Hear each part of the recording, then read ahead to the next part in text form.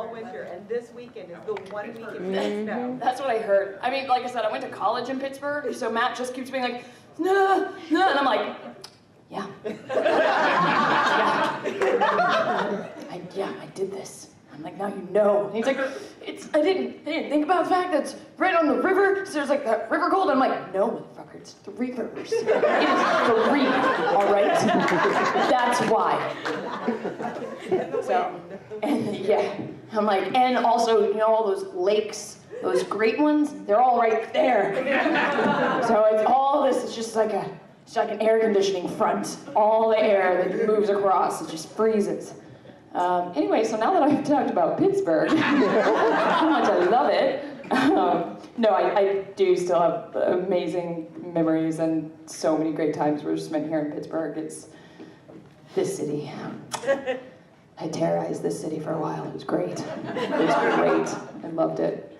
Hi, everybody. I'm Marisha Ray. I'm seeing a lot of familiar faces this morning, which means thank you so much for getting up and coming to hear me yap for an hour again.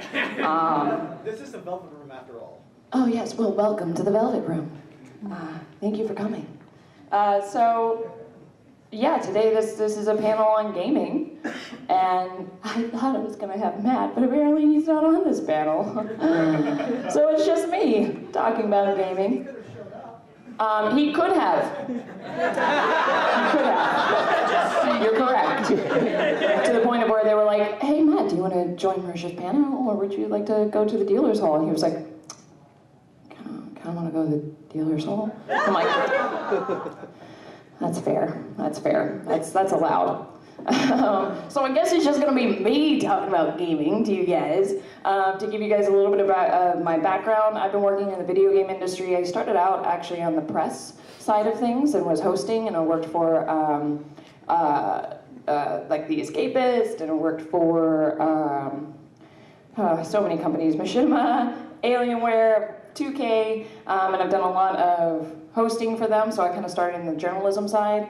I've been a gamer my whole life. Since I was like 3, was a video gamer. And then, you know, was a really big PS1 girl. And then when I got out to Los Angeles was when I really started to go into my more tabletop love and interests. Although I did play Magic the Gathering through high school, so that was cool. We did have that. We did have that in Kentucky. Yeah, so I've been lucky enough to where somehow in my career and in my life, I was able to take pretty much the 2 things that I love and combine them, and now I just like make believe for a living, which is dumb to say out loud, but phenomenal. I make stuff up and people pay me. So yeah, and the fact that kind of just happened. I didn't plan that. I didn't go out to Los Angeles and was like, I want to get into the video game industry. I just I was a fan. I was a natural fan, and just following the things that I enjoyed sort of led me to those crossroads, and here I am. So yeah, why don't we just like have questions? Let's do questions, so I'm not like just rambling to myself. Yeah. What was your first role-playing game? 4th edition D&D. Yeah, tabletop RPG. Are you mean tabletop or? Yeah, tabletop. Before that, it was like probably Final Fantasy VII was my first like video game, real jam. Oh, maybe Baldur's Gate. Jeez, I don't know. Tomb Raider, I always say, is my favorite video game of all time, mainly because it is the game that's really responsible for making me like the core gamer that I am today. Because I feel like everyone had an NES for the most part. Everyone has played Mario Brothers. It doesn't mean that you continued to stay ingrained in the video game hobby industry. I don't know. Life, yes. Lifestyle. Still early. I'm still working on my coffee. So yeah, I got Tomb Raider for Christmas with my PlayStation, and Laura's my girl. Love her. But yeah, I was obsessed with that game, and that game was really the one that, I mean, it was ahead of its time, let's be real. For all the problems that it had, it was kind of ahead of its time. And it just really, it grabbed me. It's my favorites. I love it. Yay. Yeah. Of the video game characters that you voiced, which one is your favorite and why? Which one is my favorite video game voice character that I voiced and why? I do have a special place in my heart for Margaret, because I've done so many games with her now, and so I've gotten to know her pretty well. And she was also kind of one of my first, like, bigger roles, so I really love her. And then we did the Dancing All Night game, the Persona Dancing All Night, and I'm like the coach that like talks to you, and I say like all these condescending things, and it's like everything I've ever wanted in a video game. I'm just like, maybe you should try a different outfit. It's like all that like subversively bitchy things that you say, and I'm just like, it's great. I'm voicing a dance game. Check. Done it. Just, oh yeah, your rhythm is really on point. Just saying all sorts of the dumbest things. It was great. I loved it. Next question. So how do you voice the character on both sides? Nor Rashida.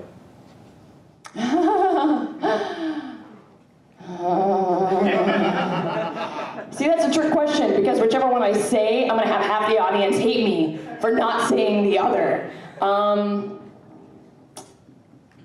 I'm really partial to Effie. I really liked her. That's all I'm going to say. That's it. Next question? Yeah. Of all the games you've played, do you have any characters that have kind of like inspired you as a person? Good question. Of all the games that I've played, like that I've voiced in, or just played? Either or. Either or. Video game characters that have inspired me. Yeah, I mean, definitely, I think Lara Croft definitely had an influence. That badass chick that, you know, doesn't care, will kick a pot, even though she's apparently an archaeologist. Those pots.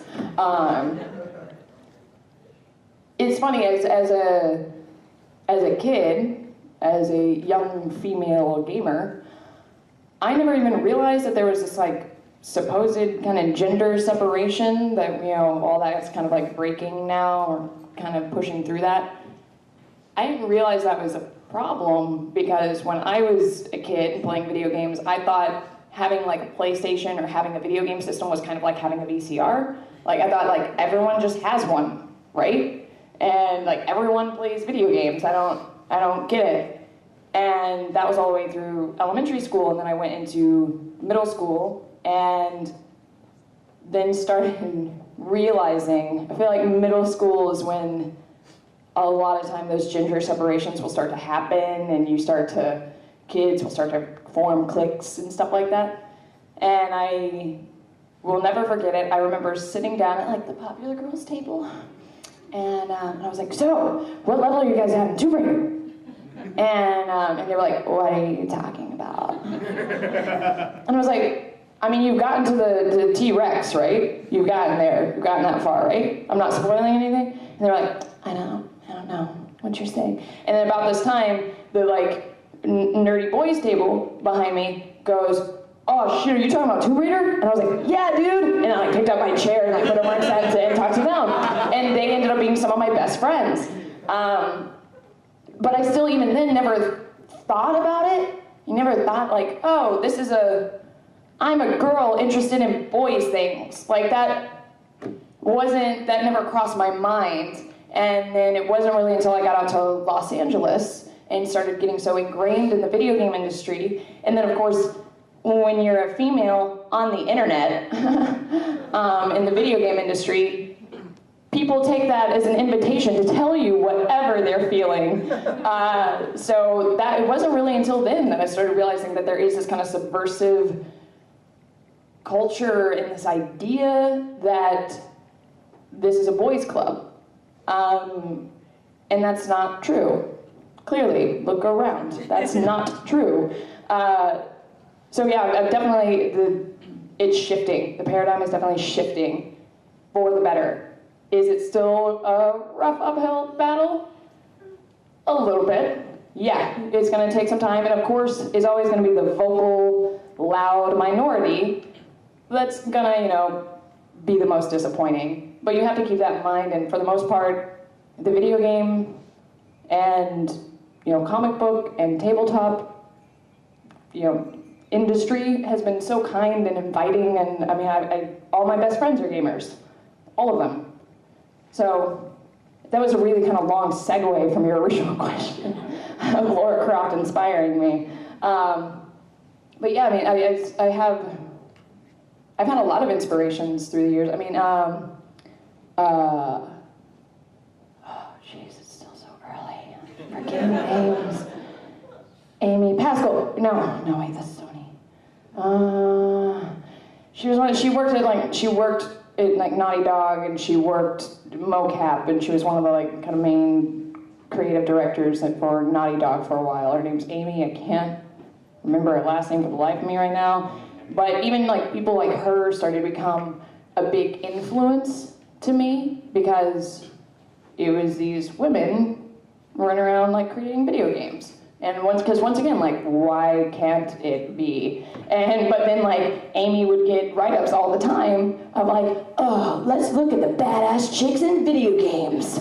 She's cutting ribbon, and she's coming in, she's cracking the whip, and it's okay, do we need a write-up about how she's this awesome woman working in video games? Whoa, crazy!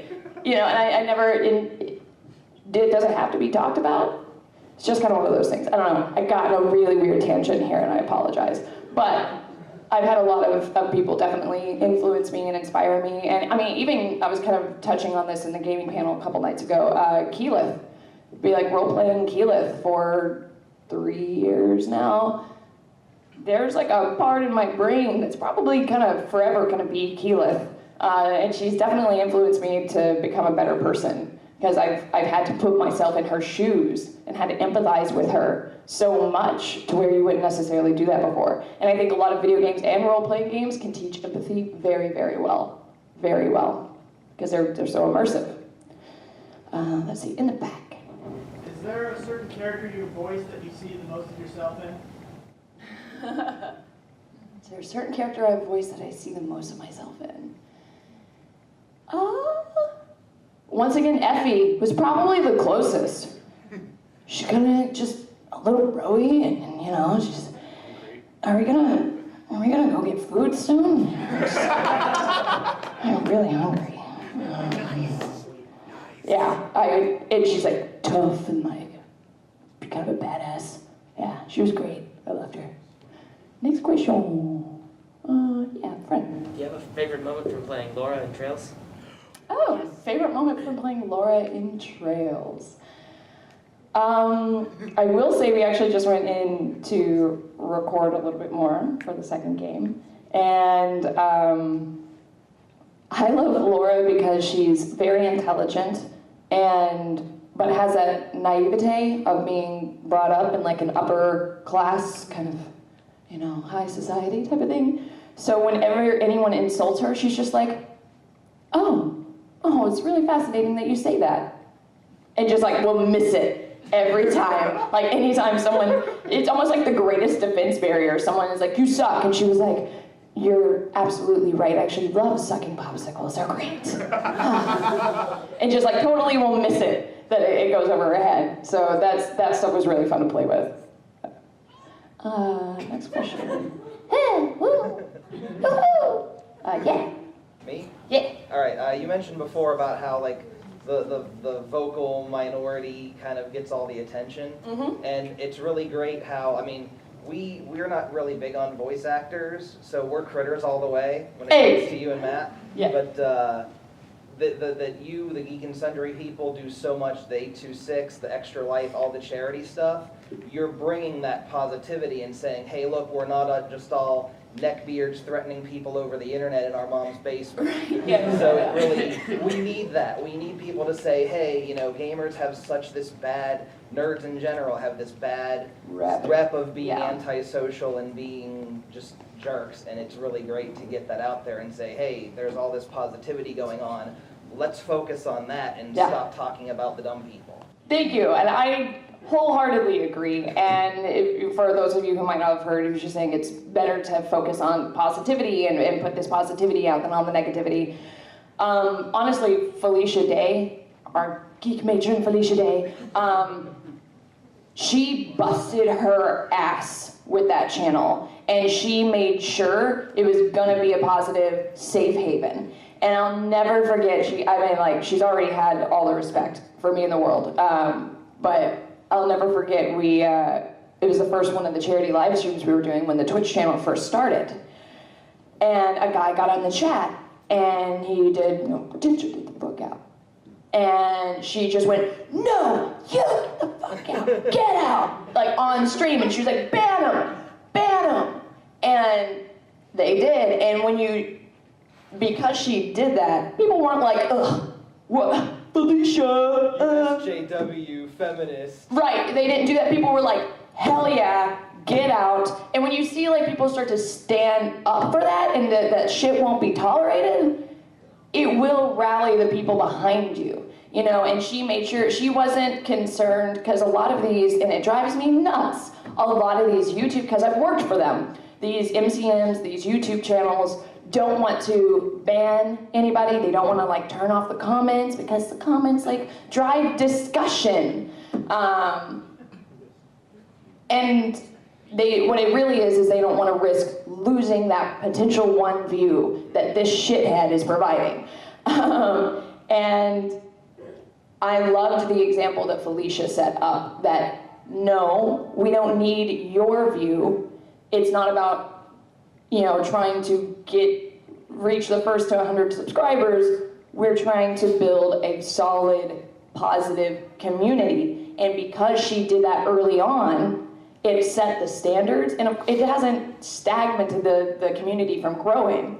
It just attracts all the people we really want in the club. You know, it's really what it is. The people who are there, we want them there, and you know you're not going to get mixed up with a bunch of, you know, dum-dums. So there's a sign on the clubhouse that says no assholes allowed with the S backwards. Right, exactly. So yeah, and I think that was a good standard to set, and I think she's leading a great example of doing that, you know, we're not going to tolerate your shit just because you're a consumer and you're entitled to it. No, you're not. You're not. Sorry. But yeah. Yeah. Of the characters that you voiced, have you ever considered trying to cosplay as any of them? Cosplaying as any of the characters I've voiced. Like Laura SRC. Right. Characters with ponytail and green large blade and run around and speaking in her voice. That would be tough. Good question. I don't know. I think it'd have to be the right character. That I'd have to feel right about it, because no one wants to also be that guy. You know? It's almost a little narcissistic. So I'd have to make sure that it's one that I'm like, that I'd want to feel passionately enough about the character to where I'd want to also build it as a cosplay as well as voicing the character. Like for example, it's still a bucket list character for me is Poison Ivy, because she's my favorite comic book character of all time. And I've also done Poison Ivy cosplays in the past, so that might be one where the lines would blur a little bit. But yeah, yeah. Next question. Anybody? Yeah. You had mentioned that healing's impacted you after playing her for so long.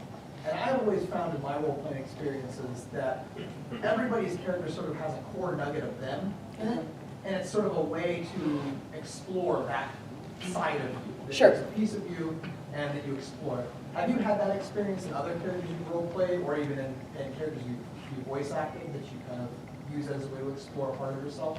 Absolutely. And one of the kind of basic acting exercises that some teachers will teach is you have a list of, you make like a T-chart, whenever you get a character, and you do like pros and cons, and the pros are all the things that you have in common with that character.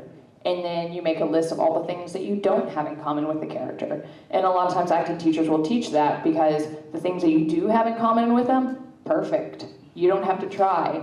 You don't have to reach for this. This is kind of a Stanislavski method. But all the things that you don't have in common, those are the ones that you reach for. That's where the acting is really taking place. And that's when the magical if, sometimes in Stanislavski you hear the magical if comes into play, where you say, well, if I was a mom who just had her son kidnapped away from me, how would I react from this? I'm not a mom, I don't have a son, he's never been kidnapped, so I can't like relate to that on a real life level. However, I can be like, but she grew up in a small shelter town and is always kind of battling with old school beliefs that she grew up with. You know, that I can relate to.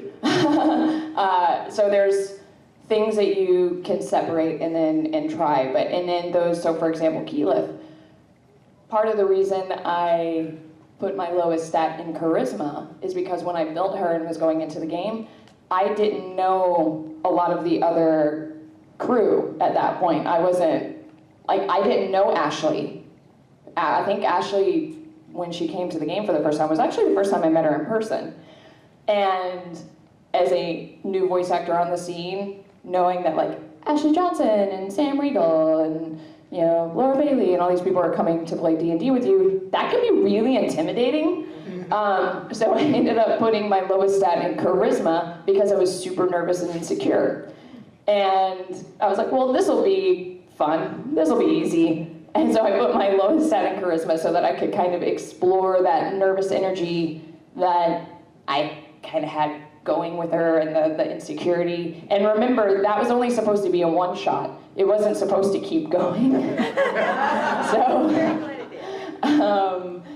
Yeah, I normally tend to play characters with very high charisma. I like rogues, I like shifty, like smart, intelligent, like snappy talkers. So playing Keyleth is actually kind of against the grain for what I'm used to, which I think is probably why I've learned so much through her. And when I have to like consciously think like, no, she wouldn't be that eloquent, that like there are times where I'm like, oh, I'm being too eloquent, I need to fuck this up, and there are like things like that to try and like remember the all that base like nervous energy and her insecurity that she deals with. Yeah. It's cute. Yeah. Have you ever, through either voice acting or role playing, learned something about yourself that surprised you? Kind of as a continuation of the last question. Learning something about myself that has surprised me in games. Yeah, definitely. Geez, that's a tough question. You kind of, like, that's kind of what I was saying, like, why I love tabletop games and video games so much, because they do teach empathy. So I think I probably learned something new with almost every character, because whenever you step into that character, you're realizing their motivations, their drive. And that's why the best villains are the ones that you like, are the likable ones.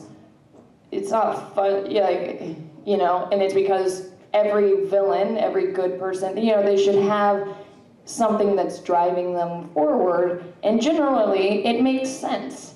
And when you start putting yourself into those other shoes and you're like, oh, no, I get it. I see why they do this. And you can start to really empathize. And so I think, and like with Keyleth, for example, there's been several times where, when we're playing and we're in the moment, we're kind of almost on autopilot. So there's been a few times where Keyleth has done something that even Marisha is kind of surprised that Keyleth did that, if that makes sense. It's really complex, but yeah, there's been a few times where she's like done something or like, gotten frustrated and yells, and I'm like, oh, Keyleth, calm down. And so every time something like that happens, it's kind of a new realization of like, I think I just kind of had like an out-of-body experience. Does that kind of answer your question? Kind of, yeah. I'll take kind of. This early in the morning, I'm happy with anything. Yeah. Thank you guys for coming at 10 a.m., 10:30 to see this panel. Yeah. Would be remiss not to mention today is, per galley, Marisha Appreciation Day. So, you have wonderful fan art waiting you. I know. Oh my gosh. This is making me blush. Yeah, the critters and the team Humaners have had this like amazing initiative where they'll like pick someone to shower with love and appreciation that day. They've deemed today my day, which is always overwhelming and yeah, I can't even. Whatever I did, I tweeted this right before the panel. I don't know like what burning bus full of children that I saved in past life to deserve such the support of an amazing community, but I'm not going to question it. It's amazing and incredible. Like kind of what we were saying earlier, just the positivity and it came at a weird time. And like I was saying earlier, like being a female on the internet and where I've started and when I was working for like Alienware and stuff like that, it got bad. It got dark. I've seen the dark sides of the internet, you guys. It's scary. And my faith was shaken really bad for a while. And I almost stopped. I almost quit like the video game and you know, hosting and stuff like that community because I was like, why? It didn't seem worth it. It seemed like I was putting myself out there I was just trying to talk about the things that I love, and I was being met with extreme rage and hate and like the things, I don't even want to repeat them, that have been told to me just for liking things, which is why we kind of started going with your fun is wrong on Critical Role. It's like, who are you to judge what makes me happy? And why? And that was always my favorite, is when I was like, guys, I like video games, and they're like, fuck you, no you don't. And I'm like, okay, you can't argue that. That is not a point you can argue. I like this, no you don't.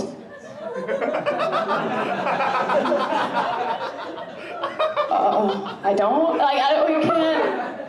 And it threw me. And once again, as someone who has played video games my whole life, I didn't even realize that it was like a thing. And then it was, oh, you're pandering. You're pandering. You're just, oh, you're just trying to get attention. You're trying. And I'm like, oh man, can't win. So it got shaken like really, really bad there for a while because I didn't know that such an amazing community could exist. And just like the overwhelming, it really did, like being a part of Geek and Sundry and the show, it's changed my life, and I'm so much happier now because of it, because I've found this community. I get emotional. It's been great. It's amazing. We're glad you got through it. Thank you. Thank you. Don't let the trolls win. Wait a minute. Yes. How do you feel about how Crit Role and Geek and Sundry have impacted so many people's lives just by being themselves? Once again, dude, oh God, you guys are gonna try to make me cry. I love you guys. Love you too, Marisha. It's been a tough weekend, you guys. There's been some stuff in the industry that's been tough. So like I said, this is amazing that this is coming today. I really needed it. It's overwhelming. It always is, because we're just, and everyone wonders why I cry all the time on stream, and I'm proving myself right and wrong all at the same time. And Marisha, you're a basket case. Point proven. Yeah, just as we get inundated every week with things that people have said, and because we didn't go into this trying to do anything like that. So the fact that, I can't believe I'm doing this right now. The fact that all that has happened is just, like I said, the positivity that's come from it. And the people who reach out and who tell us, like, God, I'm trying to be candid because I don't want to expose anything about anybody, but we had, like, someone reach out and said that they were going to kill themselves. And they had all the plans to kill themselves. They were going to commit suicide. And then while they were, like, essentially prepping their suicide, they started watching Critical Role. They put Critical Role on in the background. And they said, cut to 3 hours later, because we have such a long-ass show. And they forgot. They forgot what they were doing. And they were like, okay. And they decided, you know, maybe there are still great things out there to continue to live for. And look at these people, like, playing this game and having fun, and they're just friends. Which is true, we're all friends, because we get that criticism sometimes as, oh, they're actors, they're just pretending to be friends. It's like, actors can't win for shit sometimes. Everything we do, we're liars. We're like the creative equivalent of lawyers. So yeah, it's the fact that just so many people have reached out, and like I said, that it's overwhelming. And the fact that we can provide any amount of anything like that for anybody, it makes it all worth it. It was already worth it. That's like the 8 maraschino cherries on top. You know, it's. And like I said, when we started the show, we were like, no one's gonna watch this. Why would anyone watch 3 hours of nerds just sitting around a table playing D&D? That's boring, I wouldn't watch it. And literally all of us were like, I wouldn't watch this. Why are we doing this? And we were like, and we went in, we're like, all right guys, you know what? If it's 6 weeks, let's give it 6 weeks. If it's not fun, we're not enjoying it, we'll just go back to playing our game like we were. You know, we don't need this. We were just doing this for fun. And, well, that didn't happen. Here we are today. So, yeah, it's just been, the whole thing has been transformative and incredibly positive. And like I said, when you hear about the other dark pockets of the internet, like things that have happened this weekend, that kind of shakes things up, it's very reassuring, and it keeps your faith. And like coming out to these cons, this is why we do this. We love coming out to the cons and connecting with you guys on a more personal level, and just getting to see the community in person. And so many people will tell, like, you know, we watch you guys so much that we feel like we're friends. And even though, like, you're watching us, there's still like a connection that we still feel it the same way, you know. And like, when we meet you guys, like, on Twitter, and then you guys are like, oh, I'm so-and-so here on Twitter, and we're like, ah! And it's like, it's just kind of this amazing way where we can see the internet and positivity working for good. And then when you hear about all the people who, like the critter couples, there's so many, like, relationships that have spawned because of people who have been introduced through the Critical Role community. So when you hear about things like that, and it's just like the way that it's kind of making the world smaller in a more positive way, it's invaluable. It's amazing. I'm sorry, I'm getting emotional. Next question. Yes. You need a hug.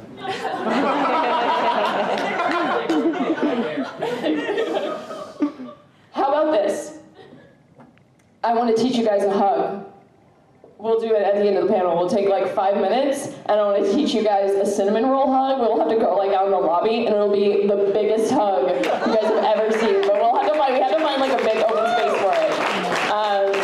I want to teach you guys something. It's called a cinnamon roll. It's called a cinnamon roll.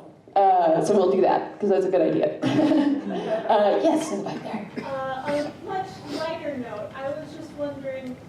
Obviously, you guys were playing the D&D game before you started filming it, and I was wondering how, if anything, changed in how you played your characters, and how maybe that DMing style might have changed by having this extra audience. Good question. not a whole lot has really changed. And we did that on purpose. Because when we first started talking about doing a show, it was in pre-production for like 6 to 8 months, you guys.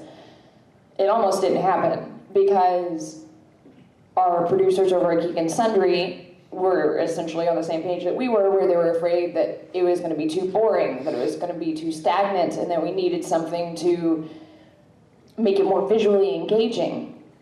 And so one of the things, for example, that they pitched back to us was that they wanted to incorporate like the D&D video game or like or Warcraft, or they wanted to incorporate some RPG where Matt would DM the first half and we'd play it tabletop style and roleplay it, and then when we got to the boss fight, we'd all hop on computers and fight the boss on computers. And we were like, no, it doesn't work that way. That's not how this works.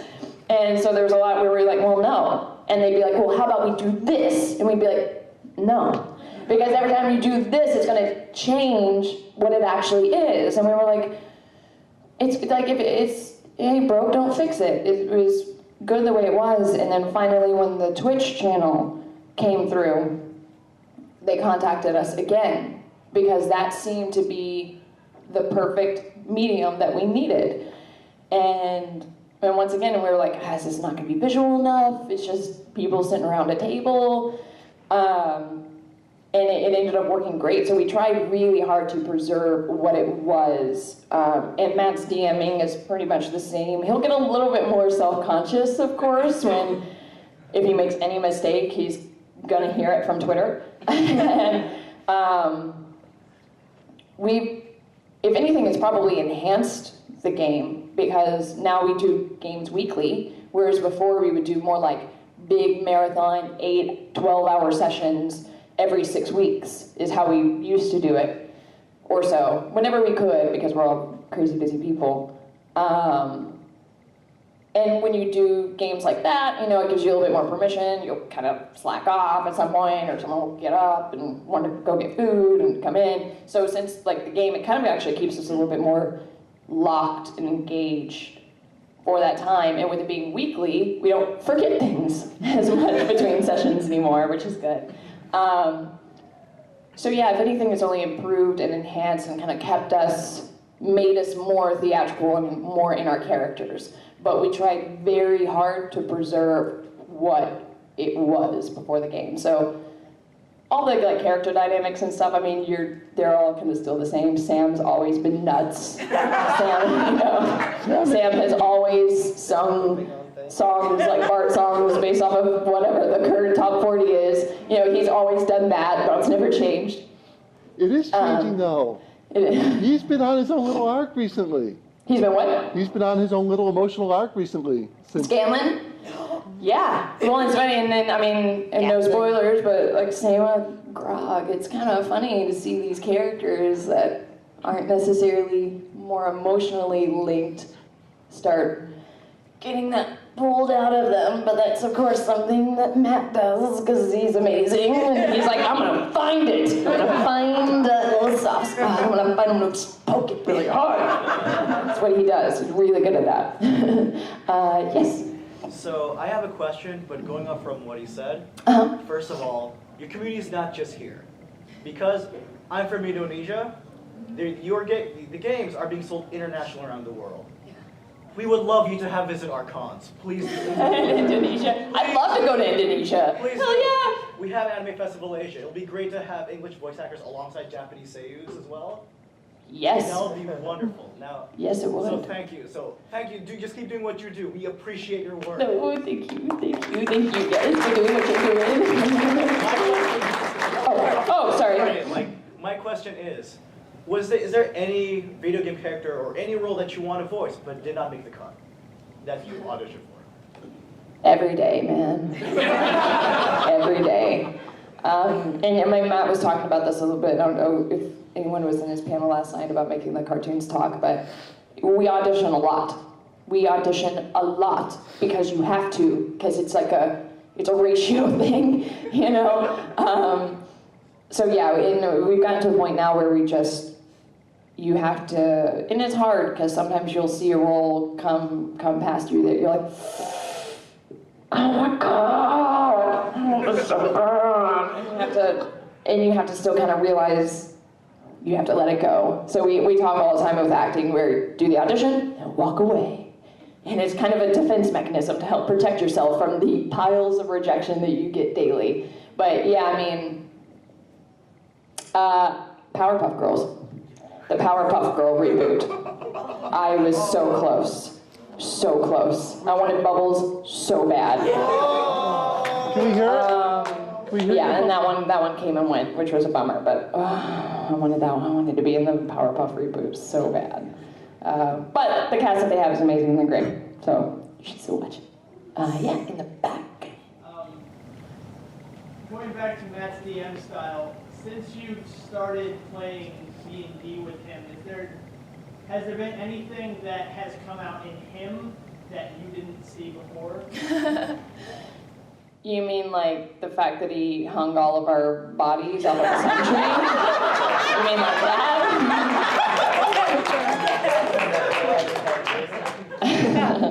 Because I mean, yeah. There's been a few times where I'm like, this is living in your head.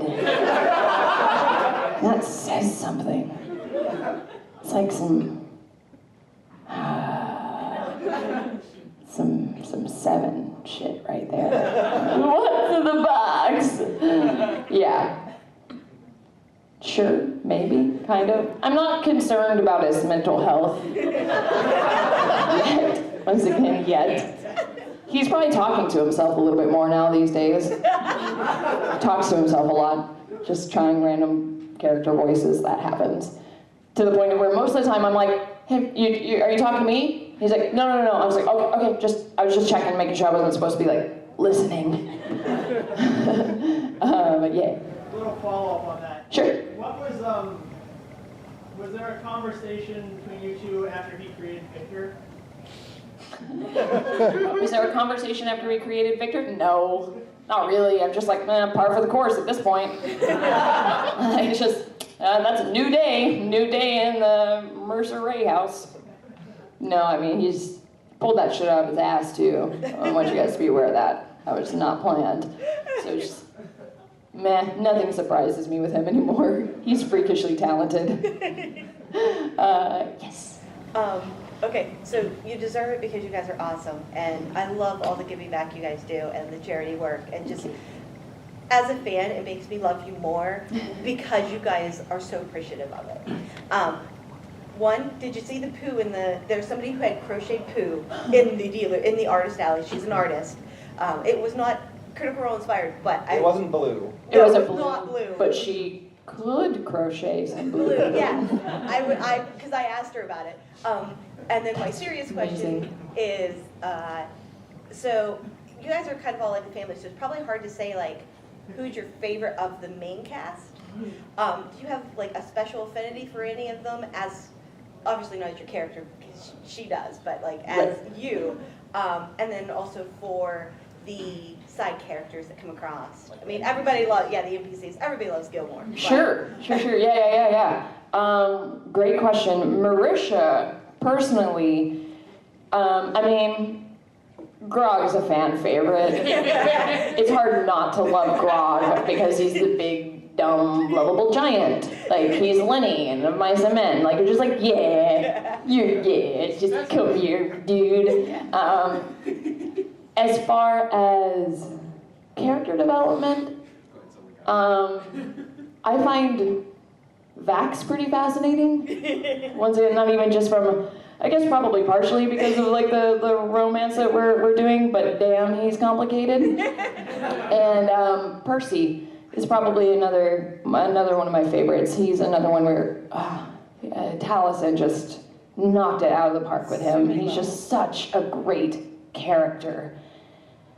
And I love, like, Percy's kind of inherently a coward, and he's constantly battling against that. And I love all of us for our tragic flaws. We, like, each one of us have our own particular brand of tragic flaws, and that's what makes it you know, but yeah, probably, oh, and in terms of NPCs,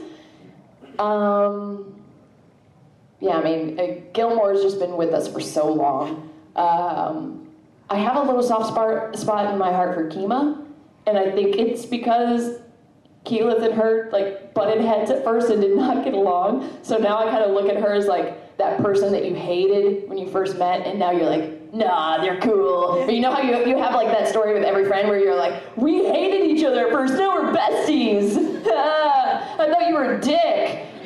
It's kind of like that with Kima. So I can have like a soft spot in my heart for her because we, you know, we had our adversities and we pushed through them. Yeah, it's a good lesson. Yeah, good question. Let's see, who has it? You haven't asked a question yet, right? Right. So obviously, thank you for the role and everything else. If at the end of this campaign, if you guys had to choose someone else other than Matt to run another campaign after that, who would you choose? Other than Matt to run a campaign? Vin Diesel. Come back and DM for us, Ben. We definitely have like a wish list. Colbert is on there. We want to play with Stephen Colbert so bad. We're trying. I feel like it's gonna happen. I feel like it's in our future. That would be amazing. Mr. Lord of the Rings. He's a huge fantasy nerd. He'd love it. Play D&D And all I'm through a high huge school. fan of him. I love Colbert so much. Yeah, we have like a little wish list. Yeah, and some are coming true, so we'll see. Yeah, Star Wars. What's your favorite superpower beatdown matchup? My favorite superpower beatdown mashup. I'm a little partial to Laura and Nathan Drake because of reasons I've stated earlier. I also loved when we did the White Power Ranger versus Scorpion fight. That was awesome. We killed it with that one. That was great. And when I say we, I mean mainly the team that does all the VFX because I don't touch any of that. I just say, hey guys, welcome to Superpower Beatdown. Yeah, those were some of my favorites. Next question. Yeah.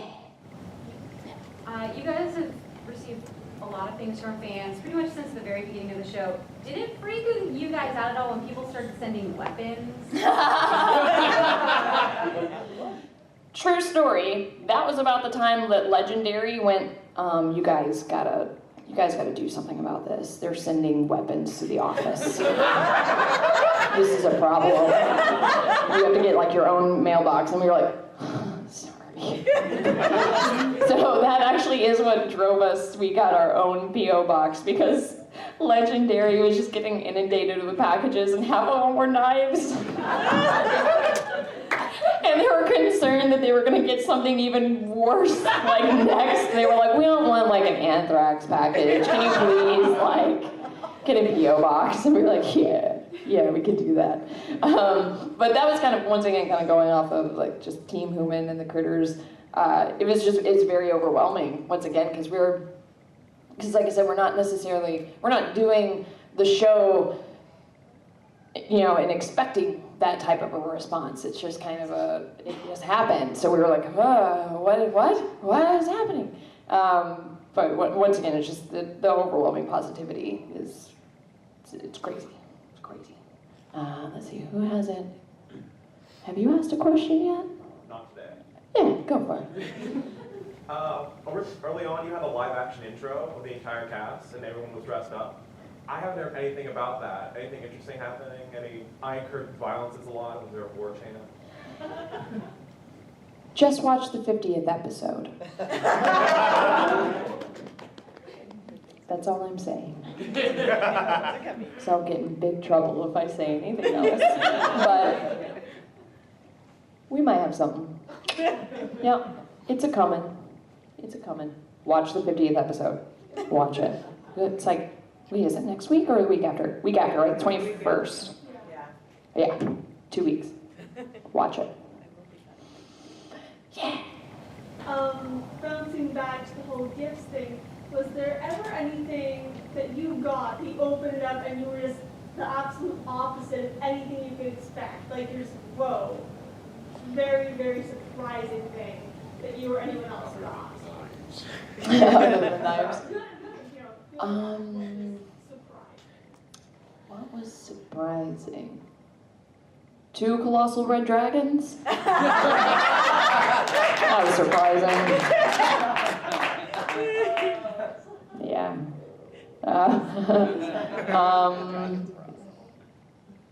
There's been a lot of things where you, like almost every Christmas we have a package that we open and we're like, what? Just mind blown. Like when people started making thematic teas, we had like a tea company that was making like teas for each of our character, and we're like, what? Once again, it's just that kind of further creativity of it that's always impressive. Generally, and like once again, like the cuddle thax that was made, which was, she was here, yeah, gotta go, cuddle thax. That was something that, so true story. When Cuddle Thax came in, because we opened the packages, like a couple of us will go in early and we'll kind of sort and open the package ahead of time for 2 reasons. 1, so that we're organized, and 2, so that we're not surprised if we like, if someone wants to be crafty and like send us a dildo or something like that. So we sorted out in case there's anything like that in there. And Taliesin wasn't gonna stay for that Christmas because he had an early morning, and I told him, I was like, because I had opened the packages beforehand, had found Cuddle Thax, and was like, no, you have to stay for at least a few minutes for this one gift. And he was like, all right. And it was Cuddle Thax, and then he ended up staying for the whole show. I was so afraid he was gonna miss it. Yeah. I was like, no, you have to stay for Cuddle Thax. It's very important. So yeah, there's generally it's like it's those where it's like it pushes you over the edge, and you're like, mind blown. It's great. Yeah, in the back again. Now that you started producing your own show, which side of things do you prefer more? I've actually produced for quite a while.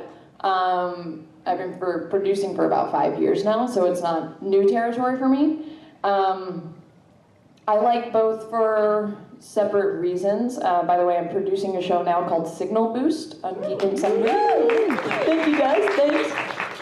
That show is pretty much being made by a creative team of 3 of us. It's me, Eric Campbell, who was a writer on the Flog for Felicia, and Sean Becker, who, as we all know, directed The Guild and all sorts of stuff, worked very closely with Felicia for a very long time. So it's the 3 of us, and that show has kind of become like, it's our little creative baby. Because Geek and Sundry came to us and they were like, we want this show. And we were like, that's boring. That's dumb. And we were like, we want to take what you want and make it not cookie cutter and make it funny and irreverent and weird. And somehow they've let us get away with it. Not gonna lie, there's been a few things where I'm like, just do it, don't tell them, just do it. It's better, sometimes it's better to do without asking permission. So, yeah, and of course, and so many people have been like, this show is totally different from everything else on Geek and Sundry, and I'm like, yep, did it on purpose. But yeah, I love producing because you're kind of like the organizational, like you're captain of the ship, you're like just pointing and here, there, and just making sure everybody is running cohesively. And I like producing because I like seeing, when you're producing, you're seeing all the post and the pre and all the, I was there when the scripts were garbage, And so when you see the final product, that's what's really gratifying as a producer, to see it all come together at the end and be like, yeah, yes, this didn't fall apart from out from under me, And so that's very gratifying. Conversely, but it's a different type of creativity. Like I said, we're still being creative because we're creating the show as just the 3 of us together. So I still, have a lot of creative say and pull, which is awesome. But, and then being in front of the camera or acting, that's different. You release yourself a little bit more from all of the technicality, and it's pretty much just your job to focus on being that character. That's why they let actors just kind of do their own thing. And to be fair, it's because it's a lot. It takes a lot of mental energy to keep within that. So it's like 2 different beasts, really. I like both for different reasons. But yeah, producing Signal Boost has been phenomenal. But I started producing back when, like I was a producer on Batgirl and things like that. So I've been producing web television for a while.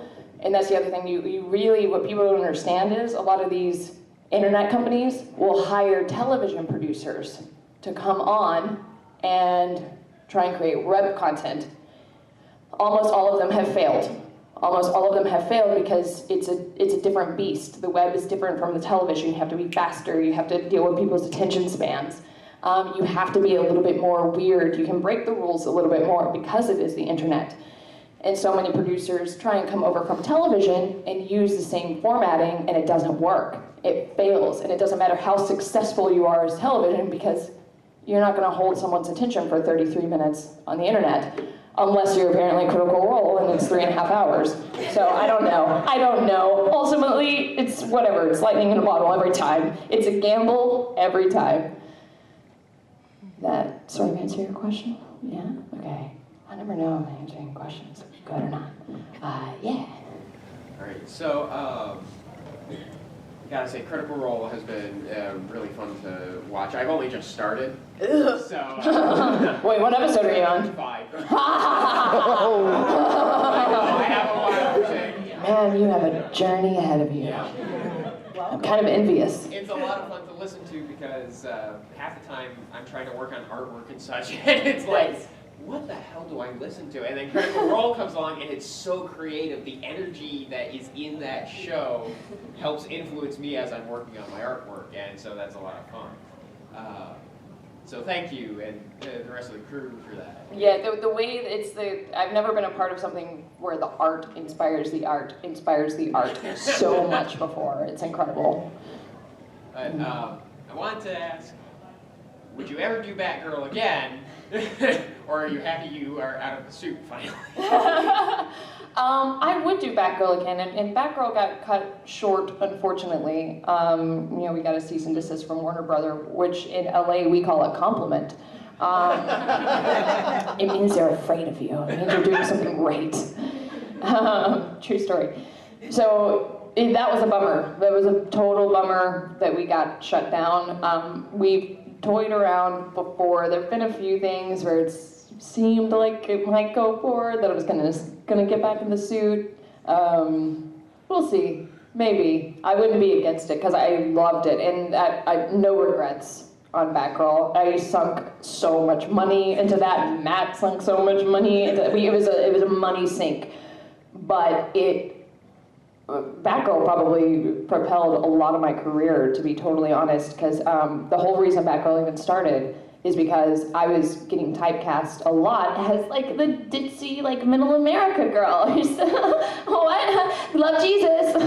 And I was like, I couldn't get out from that. It was just that all the time. And I was like, I had like a strong movement background, and I kind of associate more to like the badass tough bitches, and was like, I want to do this. And and casting directors are notoriously the least imaginative people in the industry, and they can't see past your 8x10. So they're like, no, you're too pretty to be an action star. And I'm like, fuck you, look at Scarlett Johansson. She's hot as shit, what? And no one was giving me a shot because they didn't believe it. So I was like, fine, I'll do it. So and it actually started, I wanted to make a Gotham City Sirens short, and it was just gonna be a short. And then my co-producer was like, you know what we should do? We should make it a web series. And I was like, that's a good idea. Little did I know, we probably should have just left it as a short, because a web series was extremely, extremely ambitious. It was insanely ambitious. And then then we still ended up getting shut down. But regardless of all of that, the 2 episodes that were out that are essentially more like a nice little short now, my career actually shifted after that. After that, it was people couldn't see me as anything else than the action star. So it worked, but sometimes you really have to like shove it in their faces to make them see it. And it did. It got me a lot of attention, and it proved to people that I could do something other than just ditzy girl in a little skirt. So it was good. No regrets. I loved it. It's great. Yeah.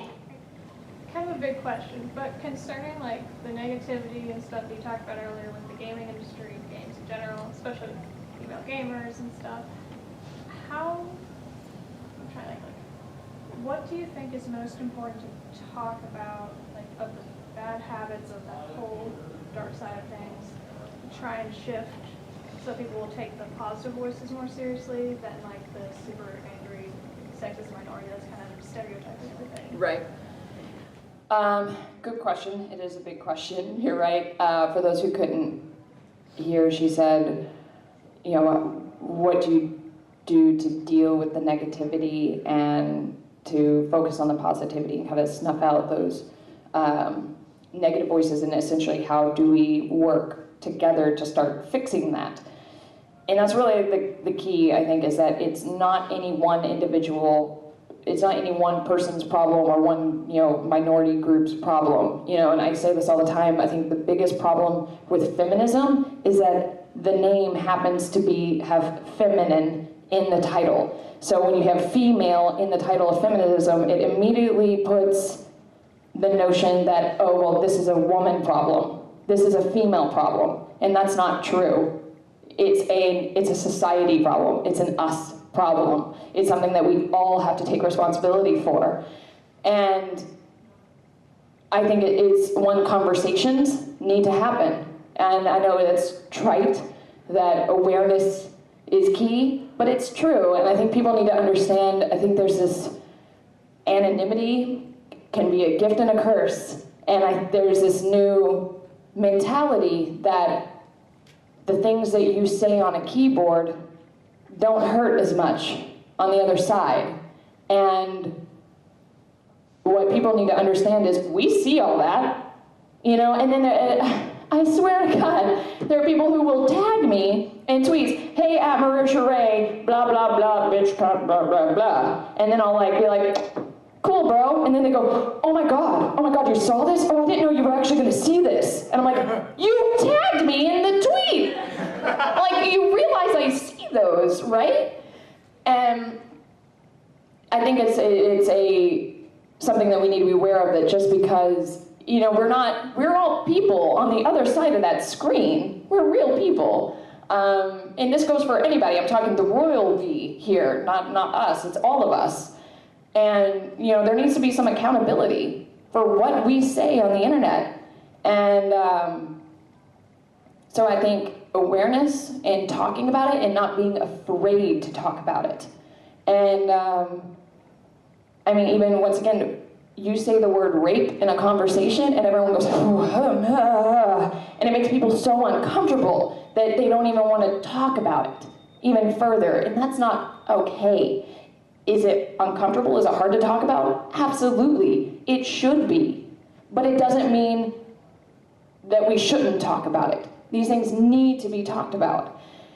And a lot of it is on us as the older generation, who are going to have new generations of young gamers coming in, to set the precedent and set the standards. And it's on parents, anyone who's a parent out there, even if you're not a parent, find a kid, go to 826LA, pick a kid to be to mentor and tutor, and influence that kid positively. Because it's the kids who's going to, inherit this, and we have to start.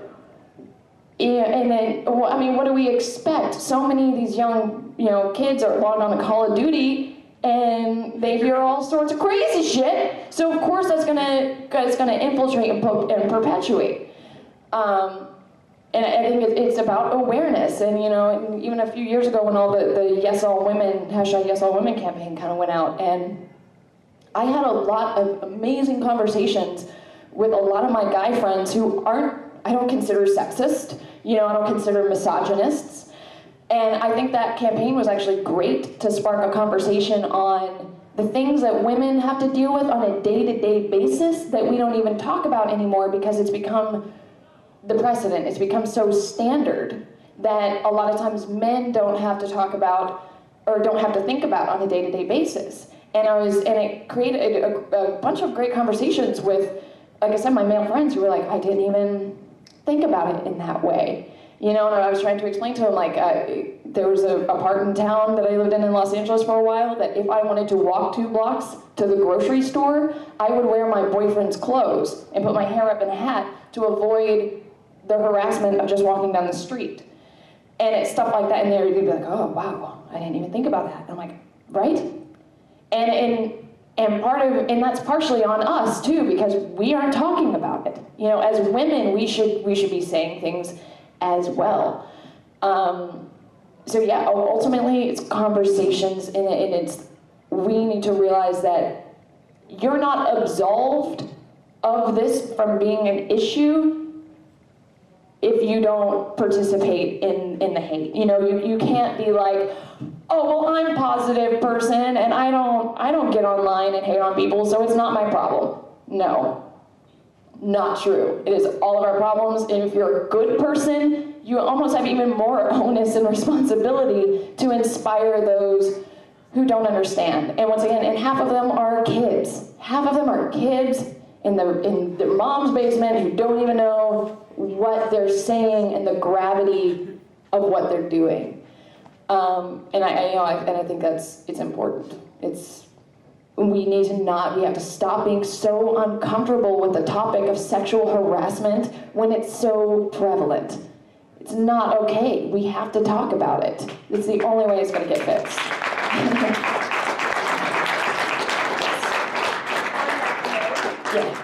I just saw something on the internet where there's a company starting up on April 19th that is a car lift service that is all women drivers and will only take women passengers or children under a certain age. I don't remember what the name it was. Somebody just posted it on Facebook. I just saw it like last night.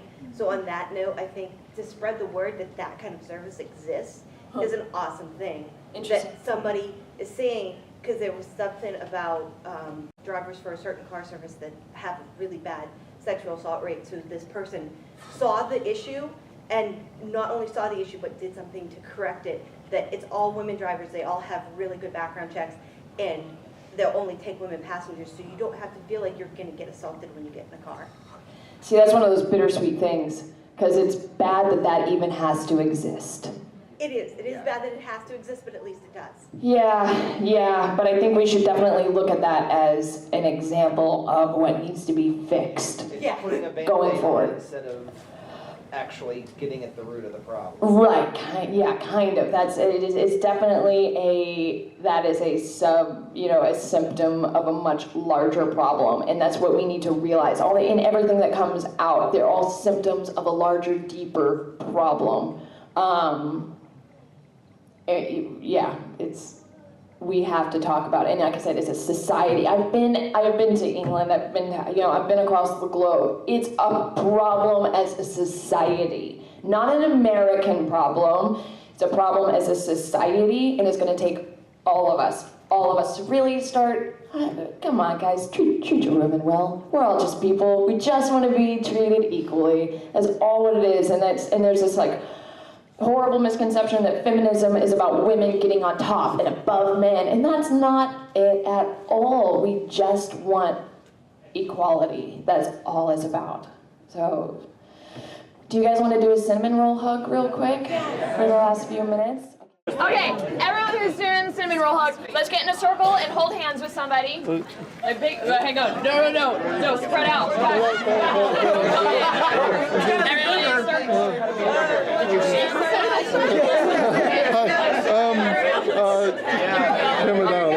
Like outside. Oh God, what's happening? Hang on. A big hug. Okay, are we good circle? Everybody participating? Okay, I'm gonna go in the middle because it's my appreciation day and I want to be selfish about it. Okay, so here's what we're gonna do. Okay, ready? I'm gonna go in this direction, ready? So everyone, we're gonna roll in on each other. Roll.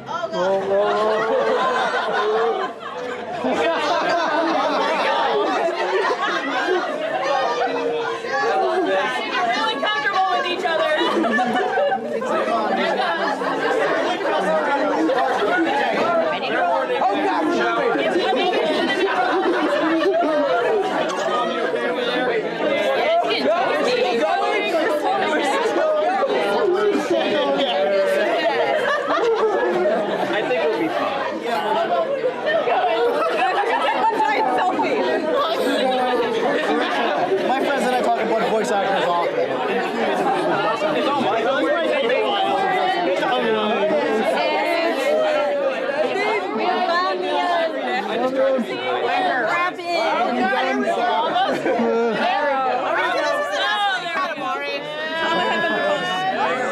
Still going.